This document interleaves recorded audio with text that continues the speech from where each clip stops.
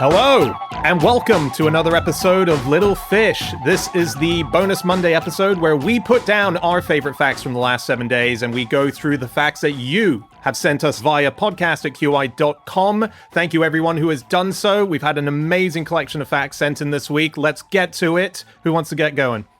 I've got one. Andy. This one Bring that energy, Andy. Bring that energy.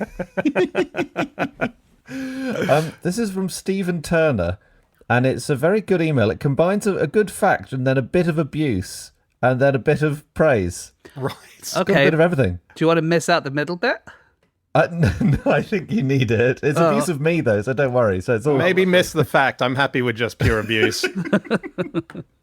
Okay, Stephen writes, "Good Stevening.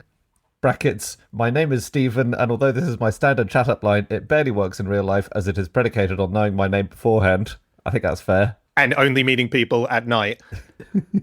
Honestly, I thought he meant I want to give you a good Stevening. And I thought that's a bit too forward, I think, It's for me. very Yes, forward. but at least applicable to daytime as well as night. I think we can all agree it's not one for the ages, chat-up-wise. Don't stop using it, Stephen. Anyway, he says, "I've just learned an interesting fact and thought I'd share it with you guys as it can be reworded in that famous, slightly irritating QI and fish way." Oh, all right. And then he says, "The A303 was not built close to Stonehenge. Stonehenge was built close to the A303. Now, okay, I'm happy to put up with the abuse and the slightly dodgy chat-up lines, because that is a great fact.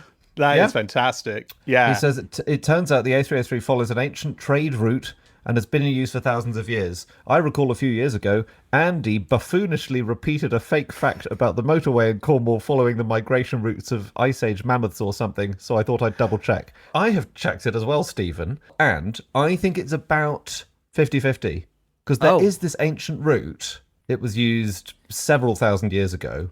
Stonehenge was built about 5,000 years ago. And it's quite hard to tell when a trade route was first used because initially you'd just be following like a chalk path at the top of a ridge or something. Yeah. I mean, who knows? They could have been built around the same time. Like, which was built first, the M6 or T-Bay services? Like, I think naturally, if you build the trade route, you want something to look at along the way. Basically, Stonehenge might be that kind of service station. Yes. Or one of those giant prawn statues they have in Australia for something to look at. Yes. or like, those big billboards that ask you a quiz question. Exactly. Yeah. If we look 5 miles down the road, there might be a sign, like an ancient sign saying, "How many stones do you think there are in Stonehenge?" Well, we've covered Stonehenge and the theories of what it might be multiple times on this show. Like one great one was that it was a giant glockenspiel. The other one is that it had nothing to do with ritualistic stuff, but that it was built as a sort of a team exercise on a business outing. You know what, Dan? I reckon that our theory that it's a giant motorway service station is as applicable as any of those other theories that you've just said. Absolutely. Yeah. Probably as much science behind it as well. But that's great. I'm kind of in love with Stephen's email and tone, and Absolutely. I don't think we've done justice to his pickup line. I think he could probably sell it. No, we've all been given a good Stevening, haven't we? Okay, here is another fact. This one is from Keziah Farthing, and Keziah tells us about Swindon Wildcats. So Swindon Wildcats are a hockey team, an ice hockey team. And this year, not one, but two father and son duos played on the same roster. Two father and son duos. Absolutely. So it's completely unique. It's never happened before. There's an example of one father-son. Gordie Howe and his sons played in 1979. But like for this to happen twice in the same team is never really heard before. Now, James, you know a lot about sports. Is it the case that a sporting team which has a father and son duo on it, is it the case that the sport in question is not enormously oversubscribed with people wanting to play it? Because normally sports have a very specific age range of players that they're going for. I see what you mean. You need to be 19. But there are some like football players who play, like Cristiano Ronaldo's still playing football, and he might be like 41 or something now. Like he's around 40 for sure. And absolutely footballers tend to be a little bit promiscuous when they're younger men. So it's not impossible that he could have a child who was playing football at this age. Yeah. Are you suggesting there's a footballer out there who could have his own squad? Yes. Or at least a five-a-side team? There is a footballer whose progeny are on the same team. Okay. And that is Hazana Parnell and her daughter, Ramaya Osborne, who played in the same team in this year's FA Cup. They played for Hensford in the FA Cup second round qualifying match against Bromsgrove Sporting. And not only were this mother and daughter on the same team, but the mother provided an assist for the daughters to score. So the mother crossed it in and the daughter scored it. And the daughter, Amaya, said, we're both so connected. I see her visions and she can see mine. Wow. Oh, wow. Which feels like cheating to me, actually. Yeah, that is cheating. You're not allowed to use telepathy on the pitch, from my limited knowledge of the game. But there you go. So that is not an undersubscribed sport, football. No, exactly. Absolutely. You know, we recently had Melanie Bracewell on the podcast. Yeah. If you go to her Wikipedia page, it's just absolutely riddled with New Zealand cricketers. Yeah. Her whole family. What? Her family. relatives. Okay, so... Notable relatives are including two uncles who both played test match cricket for New Zealand, or at least one of them did and played like 40 matches. Two of her cousins are current cricketers in New Zealand. That should have been her world. And she does play netball and volleyball and things like that. But imagine the disappointment in the family when they found out that she was going to be like coming on QI and stuff instead of playing in the World Cup. Yes.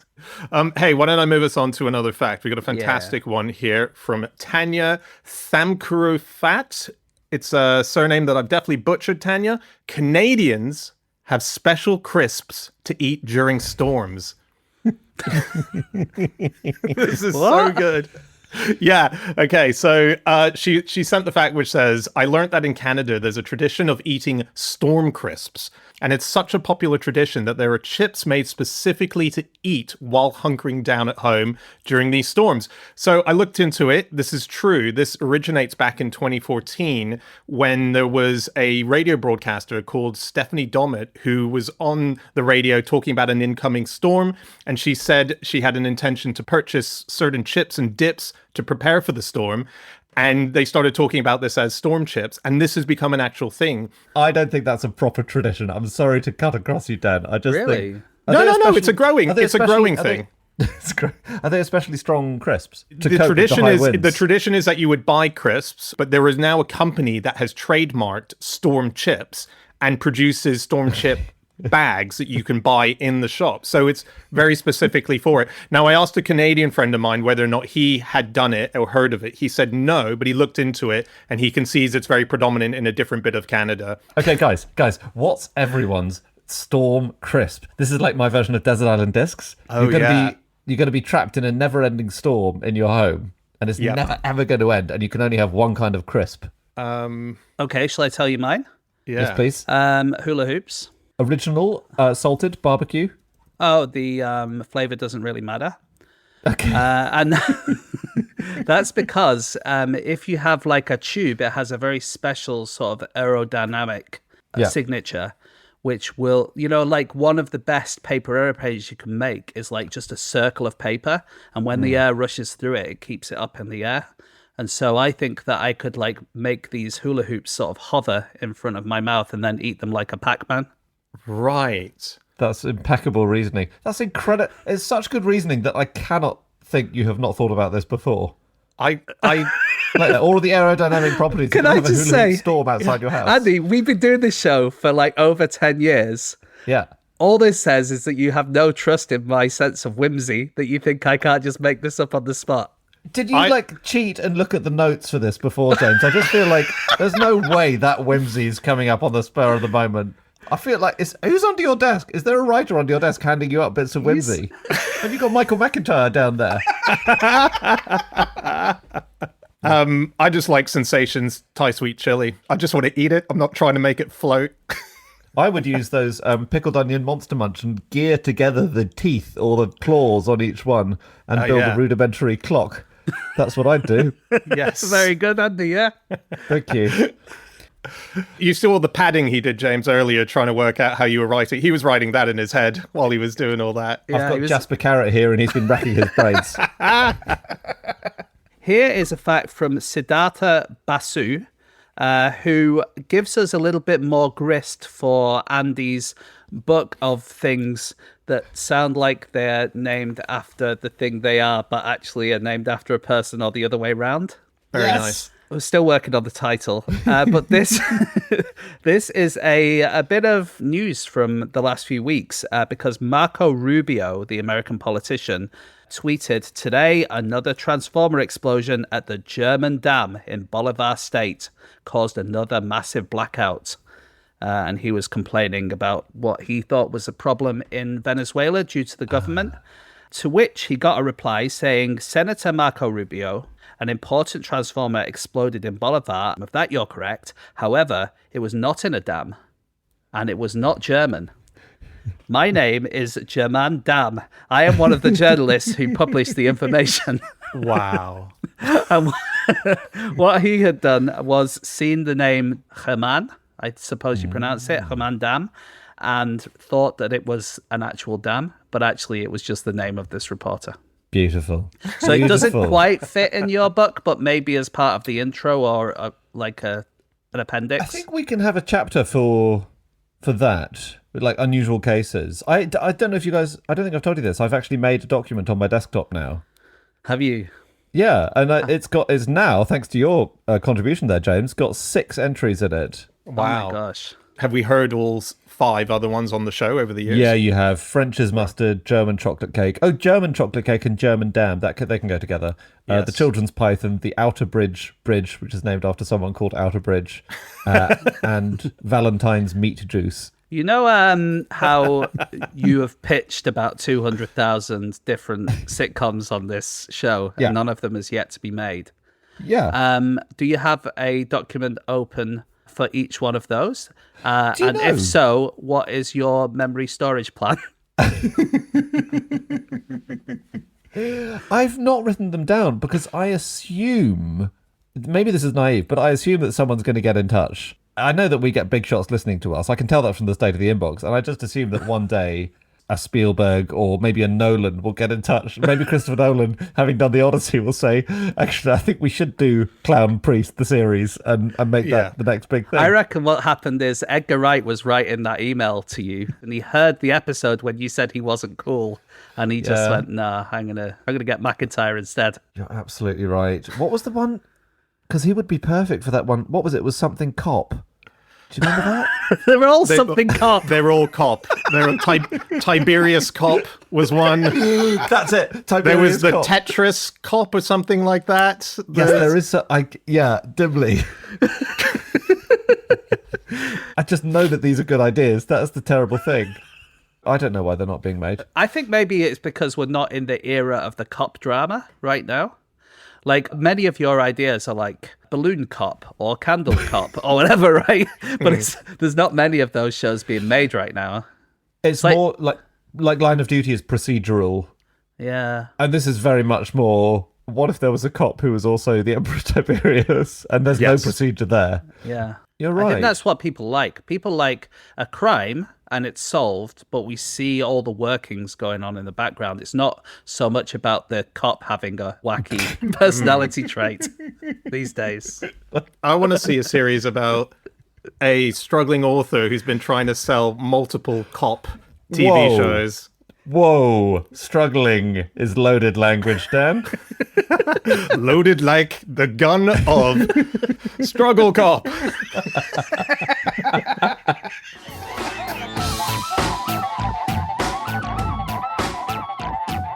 This is from Stav Berman, who writes, and this, give it a chance, let it breathe. On October 21st, 1988, a falling poodle caused the death of 3 people in Buenos Aires. The poodle, who ironically was called Catchy, fell 13 stories, landing on and instantly killing a 75-year-old. Oh, no. Oh, no. In the ensuing commotion, a 46-year-old onlooker got hit by a bus that they didn't see coming. And then an unidentified man who witnessed all of this suffered a heart attack from the stress and died on the way to hospital. So it was a poodle led to 3 very different deaths This in one is like go. Final Destination or something. It really feels like it. And I tried to look it up. I tried to debunk it. I looked into Snopes, and because it does smell of it, right? And nowhere, as far as I can see, has debunked it, but it has appeared in multiple places. Reuters and the Canberra Times newspaper, that big newspaper. I'm sure it's massive in Canberra. Do we know why it was falling? They don't know anything more. No. They say we have absolutely no idea. It fell off a 13th floor balcony, so maybe it was something to do with superstition and bad luck. That can often make you fall off a building on the 13th floor. That's why buildings often don't have a 13th floor, to avoid this kind of situation. I mean, that's quite sad, yeah. Can I give you a more whimsical animal one?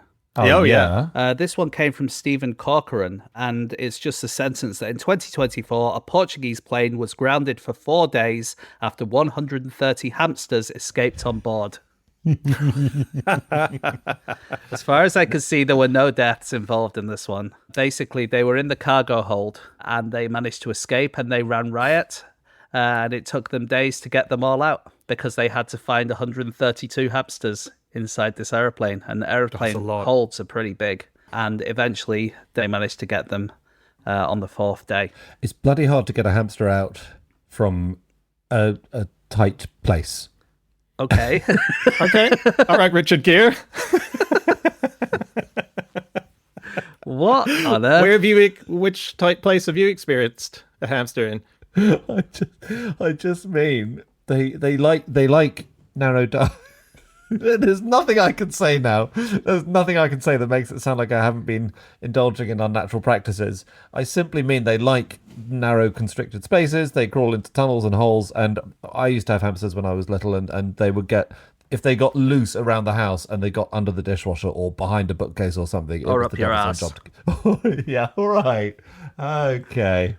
It was just very hard to get them out. You had to lure them out.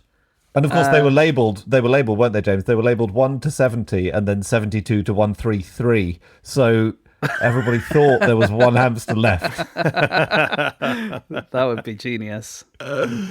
Cool. We should wrap up here on this side. That is it for your facts. Sorry, 1 second, guys. The cat is banging on the door. It might need a shit. Right.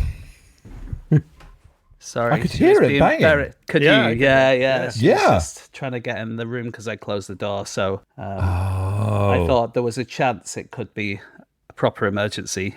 But she just went for her food, and now she's looking at me like I'm a dick. The cat is banging on the door is quite a good way of saying that you need a poo. Yes. The flap cannot hold the cat for long. Okay, Dad? Can you... Yeah, there's a gardener outside chopping, and can you guys hear it? Do you need a poo as well? No.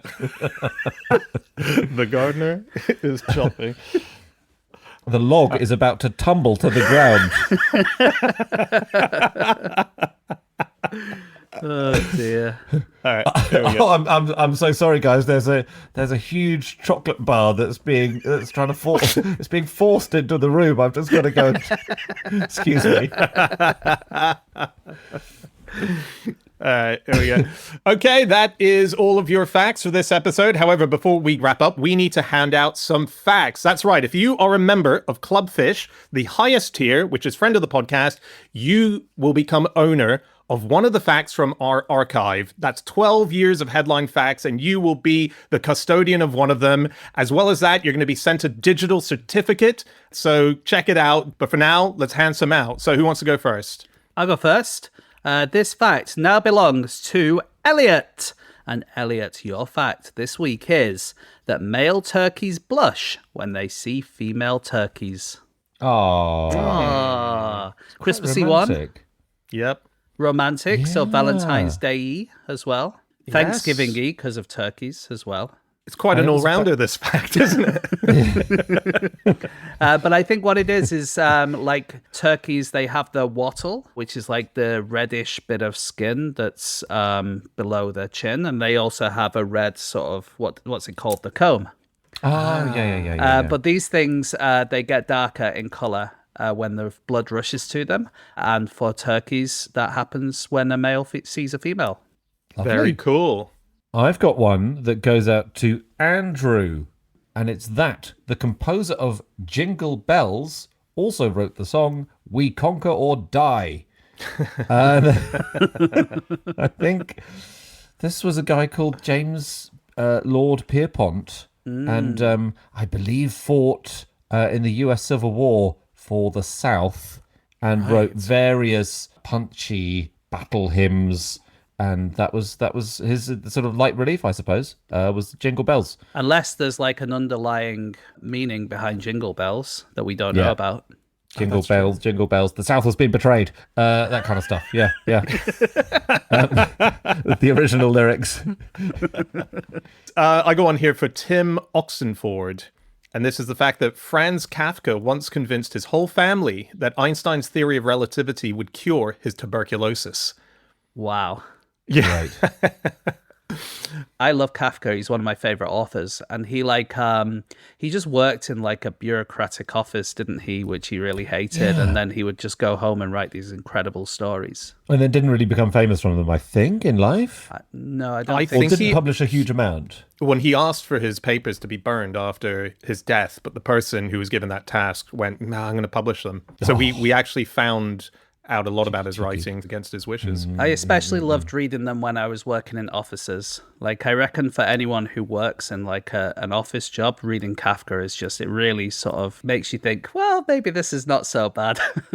That's very high end, James. I got to say, other people would recommend watching The Office, maybe the American version of The Office if you want a bit of cultural diversity. But for you, straight in, no, read Kafka. That's great. I actually think Ricky Gervais is like a modern day Franz Kafka. Yeah, interesting. As yet unafflicted with tuberculosis. And we pray that continues.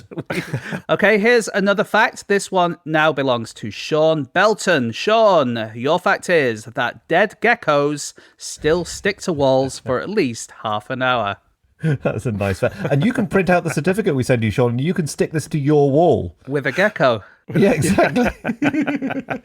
Yeah, I remember this fact. It was so exciting at the time. It was a really exciting new scientific finding.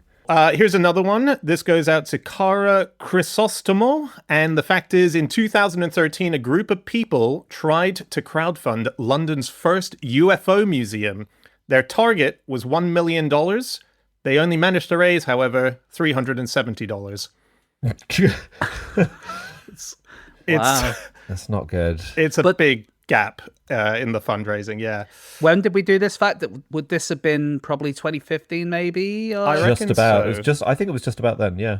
But we wouldn't have known then what we know now, which is that aliens do exist and Trump is about to Oh yeah. release all of the information. Got to do anything to distract from the Epstein files, won't he? Sorry. Imagine if he releases all of the UFO data and it turns out that the aliens have just been sending each other emails about Epstein's Island. I don't remember too much about this other than it was a big attempt and they just had to pull out of it. I don't think London has a UFO museum since this happened. No, I think we would know about it if there was one. No, there was a big thing where Blackpool was almost turned into a Eric von Daniken Chariots of the Gods theme park, basically. The whole of Blackpool, Dan? Such a huge section of Blackpool's workforce were going to be working for this theme park. And it got pulled at the end because they thought, this is nuts. What are we doing? Not at the end. Right near the beginning, I bet it got pulled. It wasn't like they nearly turned all of Blackpool into an Eric von Daniken Chariots To of be the Gods fair, theme park. Andy, if you pull something and stop doing it, then that is the end, right? That's true. It's like whenever you have lost an object, you always find it in the last place you look because then you stop looking. Yep. When was it, Dan, that they did this? It was only a few years ago. Okay. Because I used to go to Blackpool as a kid all the time, and I would have dreamed of seeing that kind of theme park there. Oh my god! Yeah, I mean, as a you're right, kid, Dan. it's a perfect. What's that, Andy? This is 2021. Chariots of the Gods ditched at Blackpool Central, the developers behind the £300 million visitor attraction have decided not to name the showcase indoor theme park after the 1968 pseudoscience book. Oh, sorry, Dan, that's devastating for you. I know it's pseudoscience. Okay. Sorry, listener, he just winked when he said that. So See, this is actually, real. Yeah. so it sounds like they did make it, but they just didn't name it after him. Yes, and listen to this. The contents of the venue and its attractions, which include a flying theatre, will still be based on von Daniken's book. So is there an apology coming my way from you, Andy, or are we just going to ignore the takedown you gave me before verifying I was right? I think we'll just press on. Okay, so this fact is now in the custodianship of Finn. Finn, your fact is that cows have friends and they get sad if you separate them. Ah. Or Alex Bell, fact from when he was on the show. Do you remember on tour we got to meet the scientist who discovered that cows with names give more milk than cows without names? Oh, Yes. yeah. That was a very exciting moment. It feels like this is in the same territory as Study. Yeah, I think it was. Here's one more, and this goes out to Web Jedi. What a great name. And the fact is, it's illegal to take a selfie with a tiger in New York City. Wow. A bit surprised about that. Yeah. But we must have found the actual ordinance because online you do get a lot of these things where it's like, it's illegal to do this yeah. in this town or whatever, and often they're made up. Personal tiger ownership is quite big in the States, right? Yeah, Like it I think is. Yes. Mike Tyson had one. New York City does feel like an odd place, particularly Manhattan, to have a tiger. Yeah. But obviously, between this show going out and this moment, we've had the whole Tiger King and... Yes. But yeah, interesting. Don't take very selfies with cool. tigers. I assume it's still against the rules. So if you're Must listening be. in New York City, don't do it, guys. Put that tiger down. Here's one that goes out to Christopher. Christopher, your fact is that the active ingredient in the first ever homeopathy treatment was the blood of Thomas Becket. For international listeners, Thomas Becket was Archbishop of Canterbury. And Yeah. I suppose, do we need to explain what an archbishop... No, we don't. Okay. Who will free me of this meddlesome priest? Oh, and he was killed by some knights at the wishing of the king, and then the king had to do a lot of penance. But was it of the wishing of the king, or did he just say, "Oh, I hope someone gets rid of this archbishop," and then the knights went, "Did he just say we need to kill Thomas Becket?" It's one of those classic miscommunications in an office environment. If you work in an office, I'd recommend you read the story of Thomas Becket.